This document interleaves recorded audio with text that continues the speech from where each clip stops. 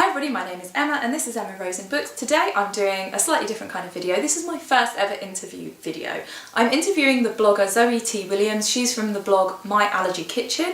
It's an amazing resource for people with food allergies or for families where somebody in the family has got a food allergy. There's so much good stuff on there, and obviously I'll put all her links below for that. She's also written a book called The Busy Parent's Guide to Food Allergies, which is brilliant. It's just full of great stuff. But obviously we'll be talking about that in the interview. Now the reason I'm coming on here before the interview starts is to let you know that at the end of the video there is going to be a giveaway. In fact, not just one giveaway, but two giveaways. And this is in aid of Allergy Awareness Week, which starts in a couple of days. We're starting the giveaway a little bit early, and I'll give you all the details at the end of the video. So I really hope that you enjoy this interview. In fact, let me know if this is the kind of video that you like me doing, and I'll try and sort something out again in the future to interview some other people. And I'll be back at the video to tell you all about that giveaway. Hi everybody, I'm Emma and this is Emma Rose in Books, and we're doing something new today. I'm doing an interview with another indie writer. So this is Zoe. Hi everybody. And Zoe's going to talk about her book and her experience with writing and publishing and all that kind of stuff. Yeah. So first of all, did you want to introduce yourself and sort of how you've come to write a book? Yeah. So my name's Zoe. I'm a food allergy blogger, and I've recently published this book, The Busy Parent's Guide to Food Allergies. It all started because I'm married with two children, and all of us in our family have different issues with food, but particularly my youngest daughter. She's 5 now, but when she was 1 year old we discovered that she had multiple food allergies, and it was quite a very long process to get her diagnosed, but in the end it turned out that she was allergic to milk, soya, egg, oats, wheat and peas, beans and pulses. Wow. So she was basically allergic to everything, which made things just going out really difficult because we had to cook everything from scratch ourselves. So I decided to start the blog because I spent a lot of time hanging out on Facebook groups for parents of children with food allergies, and I realised that a lot of people were having the same experiences as us and asking the same questions as us. So I decided to start the blog as a resource to put information and advice together, and then that developed into the book. It's amazing. So what was your background before getting into all of this? So before I had my children, I used to teach adult basic skills courses. So I used to teach English, maths and IT courses, and then I stopped work when I had my eldest daughter to bring up my children. But actually I've always wanted to be a writer since I was very small. When I was at primary school, I remember telling my teacher that I wanted to go to university to study English and maths. English so that I could write books, and maths so that I could work out how much money I've earned. That's really well prepared. Most people forget the maths bit. That's amazing. I was similar because I come from an education background as well. I was a science teacher, but then I worked part-time a little bit until I decided to fully go for it. It's quite a lot to actually take that step. And, yes. Yeah. I've had a quick flick through your book, and I really like the fact that you go through like stages that a parent would experience. It's not just for parents of small children. It's got every stage and kind of answers loads and loads of questions. I think that's really good. Yes, I sort of try to think about every step of the process, from having a baby and trying to figure out what their food allergies are, through to choosing childcare, going to school, and then as they become a teenager and start to become more independent, and eventually even going to university and learning to manage their allergies themselves. And I've divided it up into chapters so you can sort of dip in and out as you go through the journey, I suppose. Yeah, and you've put those resources there as well of if you want to contact somebody about this, and I think that's really good. Yeah, I've tried to sort of get all the best information and advice and put it together and summarise it. But if you want to know more about a particular topic, I've included all the references and links at the end of each chapter so you can find out more. Yeah, it's really good. I mean, I kind of have a small amount of experience with it because I had a dairy allergy when I was little, and so that kind of idea it's just so hard to find the information that you need. And I was born in 1984, so and my mum, people wouldn't believe her that I had allergies. People wouldn't believe me if I went to things like, oh no, you're all right, you can have a biscuit, or a little bit won't hurt. Exactly. And a lot of that still goes on. Yeah. It's very common That's crazy. for people to have that attitude. I think because food allergies are invisible most of the time, unless somebody's actually seen you having a reaction, it's quite hard for them to wrap their head around it. And the child has to be quite mature, I think. So I remember having to read the backs of things and having to stand up to grown-ups at birthday parties and say, no, I really can't have that. It's really hard. Yeah, my daughter's had that experience at school. On her first day at school, obviously all the children get given milk at snack time, and the teacher went to give her some milk, even though she knew she was allergic, and she had to say, no, I'm not allowed that. Yeah. So, for a 4-year-old on her first day of school, that was quite... To stand up to a teacher. Yeah, I was quite proud of her that she managed to do that. That's amazing. So are both of your children, do they both have food allergies? My older daughter has food intolerances, which is similar but not as severe. What's the difference? Because that's something I think that people get very confused about. Well, a food allergy involves the immune system, and the symptoms can range from very mild to very severe and even life-threatening, but it's always involving the immune system in some way, whereas a food intolerance is just an inability to digest whatever's in the food. So it might cause an upset tummy or something like that, but once it's out of your system, that's it, it's gone. Because there's a whole range of symptoms you can have with a food allergy, isn't there? Yeah. So for me it was like sickness and diarrhea, but for, you get like sort of almost hay fever symptoms with some, don't you? Yeah, some people get itchy eyes, watery eyes, they can get an itchy mouth or an itchy throat, your face can swell up, and there's just loads of different... Yes, but there's also all the gastrointestinal symptoms, vomiting, stomach aches, trapped wind. And that makes it really hard with a small child as well to pinpoint what it is and that it is an allergy. And yes, because they can't tell you what's wrong, and there's many reasons that can cause those type of symptoms. So yeah, because I was really suspicious with my kids because I'd had issues, and my husband can be a bit funny with dairy. He's not, it wasn't the extent of what I'd had, but still. So I was really worried, and if, when they go through those developmental stages where they're just a total pain. Yes. Sorry, the dog is crying. She's really upset that she's not allowed to sit with Zoe. So sorry if you can hear her. So I just really thought that they would have an issue, and anytime there was anything, I was like, oh, it's dairy. And with each one of my children, I cut out dairy at some point because I thought it could be, because if they were sort of really windy but like you say, it can be nothing. Yeah.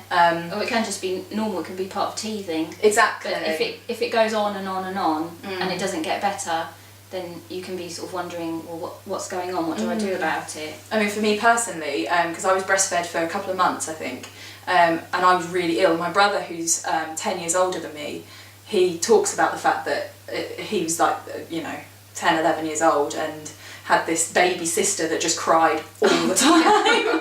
And then I was put on soy formula because they didn't understand then, like, sort of breastfeeding with allergies. It was just, and then my brother was like, it was quiet.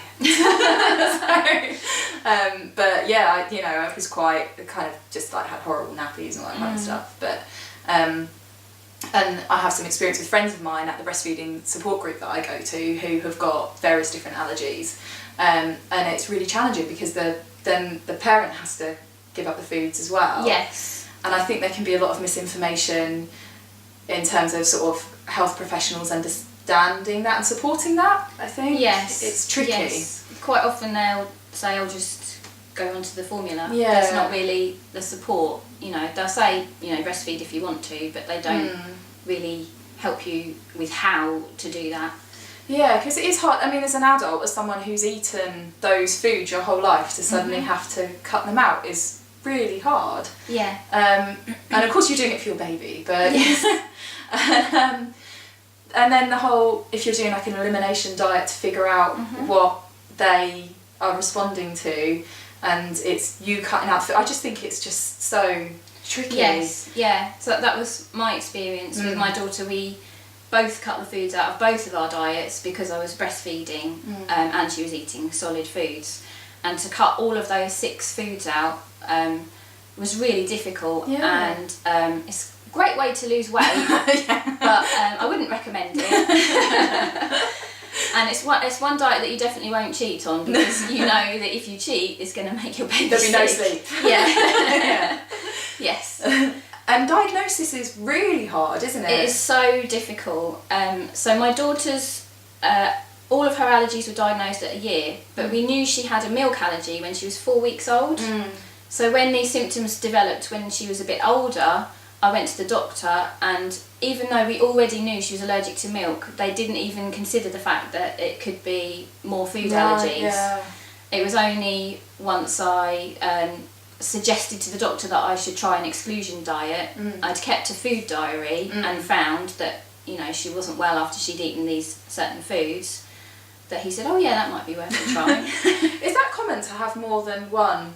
Because the people I know with allergies seem to have multiple. It's becoming things. more common to Right. have more than one, yeah. Yeah, I think it's really, really interesting. So I was really paranoid about it, but fortunately, so far, my children don't seem to have allergies other than sort of skin stuff, dry skin and eczema and that kind of thing. So not the food. I mean, of course, it could be food, but it's dark. Yeah, it could be food that's causing that, but you know, I wouldn't know. But I mean, I personally have got dry skin and all sorts, but I think food allergies are really tricky to navigate. So you set up the blog and then decided to write a book. Yes, yes.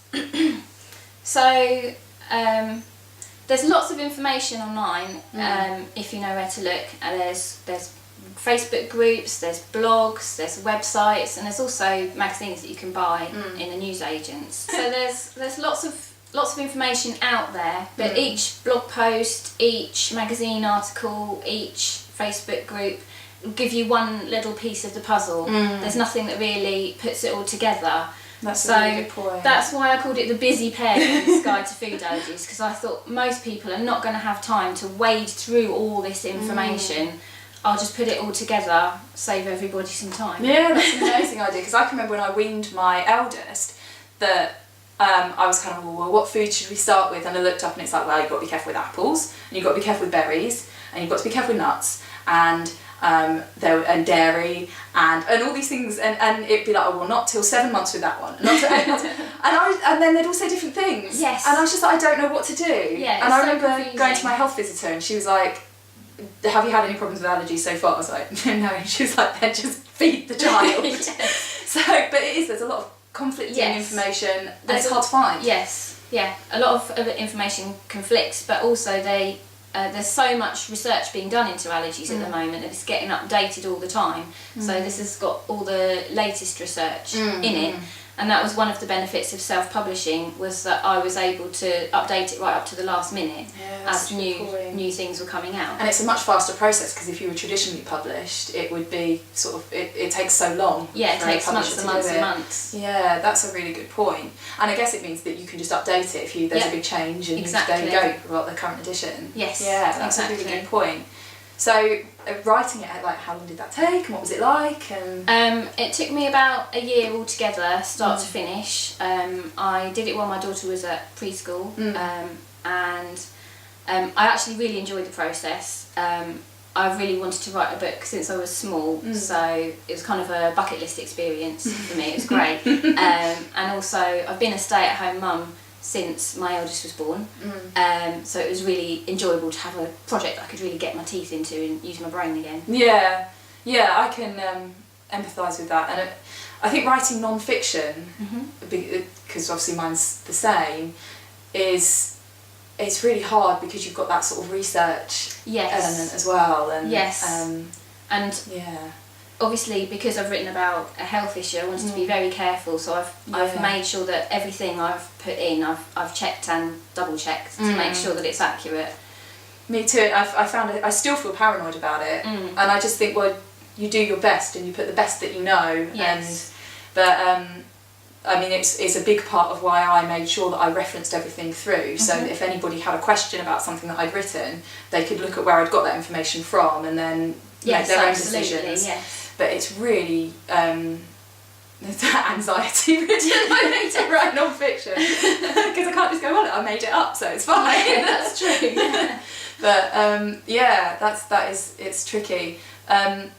And how did you find sort of having to sit and get your head down when, you know, you're taking the kids to school and you've got to just do it? I found it really easy once I got into it. Like I said, I really enjoyed it, and it was nice to have something constructive to work on. Yeah. I really enjoyed doing it. I found that it was like, as well, if I'd had a bad day at work, it was like, I'm going to write my book and I'm going to... It was just quite cathartic. Or, you know, the kids had annoyed me of just like, I've got this thing, and I just found it sort of really inspiring. Yeah, it was something for myself. And then, so the publishing process, were you always going to be self-published? Yes, that was always my intention. Because I knew it would take such a long time to organise a book deal and go through the whole publishing process and all their PR and everything like that. I just wanted to get it out there as quickly as possible to help as many people as possible, because people need it now. They don't need it in a year's time. They need it now. That's amazing. So do you think that you might write another one? Is this just, you know, you've written the book that kind of ties in with your blog and that's it? Or are you going to... Well, can I have a rest first? My next step is to create the Kindle edition. Okay.